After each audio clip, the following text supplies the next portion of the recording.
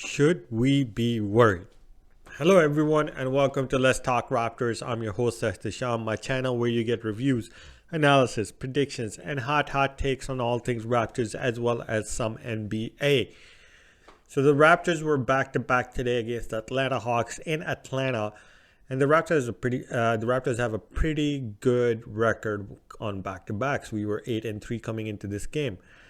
But it didn't end well for us in this game either. So without further ado, let's talk Raptors versus the Hawks. So in this game, the Raptors actually come up with a little bit more energy. They look like they're, going to play this game with a chip on their shoulder for losing with I think it was 36 points yesterday. Or was it 32? Whatever. And the Raptors come out, they eventually take a little bit of the lead, 8 points, and they're trying to take advantage of Trae Young on the defensive end. And then in the second quarter, it kind of just goes away.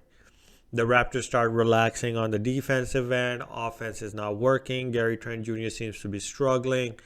Pascal has flu, so he's not really the Pascal we're used to. We don't have OG Anunoby. Cam Burks doesn't seem to be working as a starter, even though I think we need to give him a little bit more time. And eventually the Hawks take a lead. I think they had a 12-point lead going to the half, and then they finally blow it open in the third quarter. And we lose this game 100 to 127. So this is our second loss with 25 points plus, which is scary as a Raptors fans, but there are some key takeaways that we need to keep in mind. Number one is it seems like the Raptors are still in that vacation rust. When you go on vacation, you come back to work. It takes you about a week or so to get back in the flow of your work and what you used to do and how hard you need to go at your pending work and stuff like that. So it seems like the Raptors are still going through that because they are showing in the games that they do have that oomph that we had prior to the year, but then they're going through this lull, which might be because they're physically drained. I guess, physically drained by what I mean is you're not in a game shape after you've been off for, a full week. Or it's just a mentality thing. They're like, man, why are we doing this on the road after, being on vacation? We need to do it in our, home court. So it's something that is, holding the Raptors back. At least it did in these first two games. Now, I don't think it's a matter to be worried about unless we come out the same way against Brooklyn on Monday and Tuesday. Because like Jack Armstrong was saying, is that right now our schedule is against the teams that are in the play-in tournament. So we played the Charlotte Hornets. We lost to them. They're in the 9th spot. We played the Atlanta Hawks today. We lost to them. They were in the 10th spot. And now we play Brooklyn, who is right on our ass in the 8th spot. And we play them back to back. So it's very, very important for us to win at least one of those two games. So at least, we take as much as we give away, right? If we end up losing both of those games, the Raptors are not going to be too many games behind Boston, given what our schedule is looking like.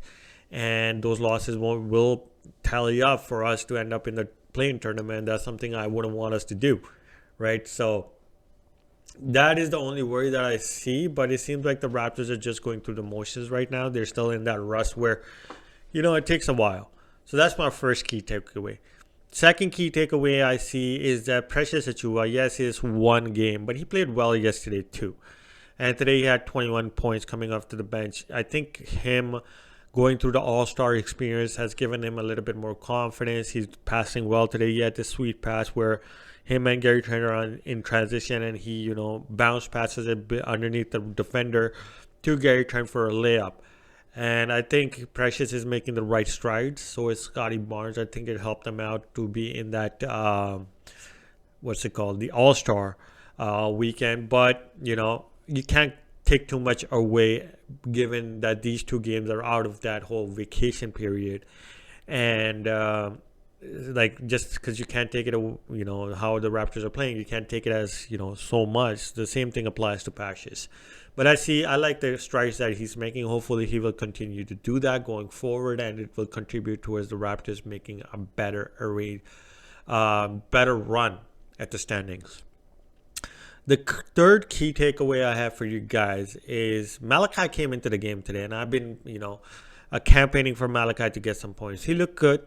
He was playing defense very well. He was able to move the ball. Him and Freddie had like that Kyle Lowry and Freddie type of dynamic going. They were doing all right, but he didn't take too much advantage of his opportunity.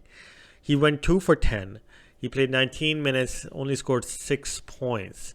That isn't that great, and there's only so much you can defend a person. Now, I guess it's the first game that he got a lot of minutes, so you got to give him a few more games before you say, hey, it's not, Malachi shouldn't fit in. So I'm giving him the benefit of the doubt, but he needs to put more emphasis on his, put more energy into his game.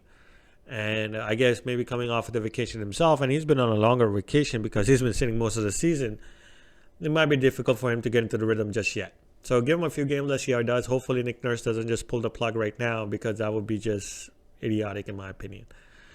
The last key takeaway I have, guys, is that the Raptors starters. Now, Gary Trent started struggling at the end half of the break, before going to the break, and he hasn't looked that great coming out.